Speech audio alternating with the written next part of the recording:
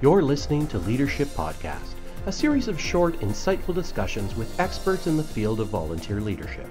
Brought to you by the ARIA Center for Leadership Development. Your interviewer is Elaine LeChapelle.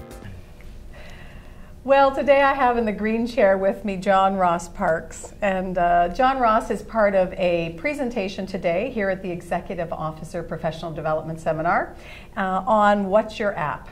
And we've been focusing mainly in these discussions on the paperless, the whole paperless side of business and leadership. And so I welcome you today, John Ross. Thank you so much for having me. This is great. I'm glad you're here. So the first question I want to ask you is, you know, since so many people are using iPads, going more paperless, what's the hesitancy? Clearly we haven't got 100% of realtors doing that. Yeah, I think from my travels and talking to realtors across Ontario, they're scared of technology, they're scared of change. People don't like change, as you know. Surprise. Surprise, surprise. But the more and more that people are adapting this technology, the more they're seeing it makes their lives easier. And I think that especially if you're looking for the older segment of the population, my grandma also sells real estate, so I oftentimes find myself gearing my lessons towards what makes sense for her, because she is the norm in my business. So I think that they're coming. It's slow. It's a process. But in time, clearly, because it does make a lot of sense. It does make sense. You know, in terms of saving time or in terms of having access to things, what are the reasons that you like the paperless approach using the iPad? Well, I've always been a huge systems person. It helps me deal with all the chaos that's going on in my head all the time. I find myself relatively disorganized. So this tool has helped me get my business organized. My life, that's a whole different other story. But the business side of things, that's what has really helped me organize and streamline the processes. Get rid of all the extra stuff that I found myself doing in my business, stuff that wasn't making me any money, stuff that was a time waster. It's really, really helped with that.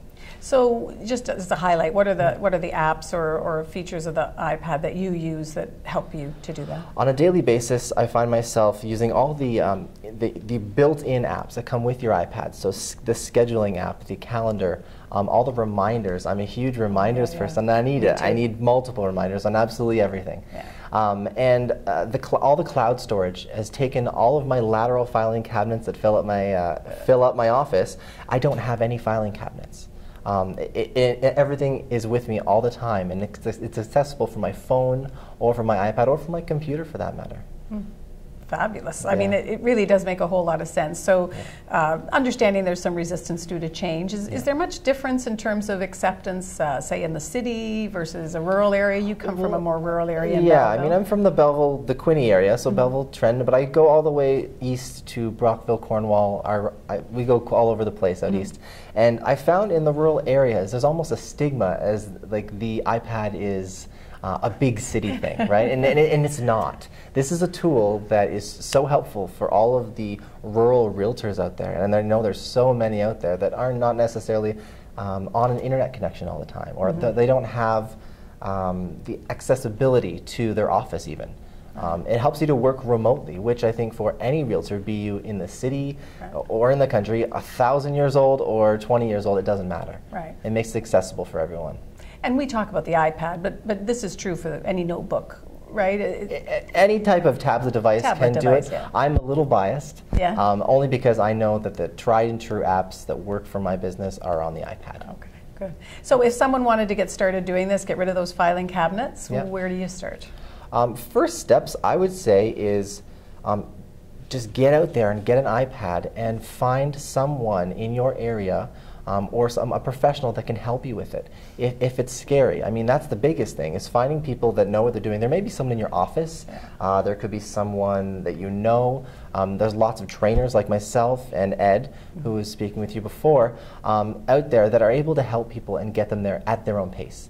And you have to be very, very honest with yourself about where you're at, because if you try to take it all on at once, it can be terrifying. You're changing all your habits, all of your methods, it's too much all at once. So just take it step by step, master one, and move on to the next. And that's how do you eat an elephant?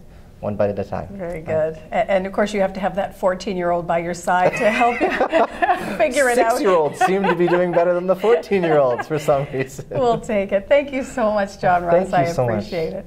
I've been speaking with John Ross Parks on going paperless and using the iPad and apps to help improve your access to information and timeliness, all that goes with it. But as we've only touched the surface, if you'd like a little bit more information, you can contact John Ross at johnrossparks.com, or you can get him on Twitter at John Ross Parks. Thanks so much, John Ross. Thank you. You've been listening to Leadership Podcast. To subscribe to this podcast, go to aria.com/leadership.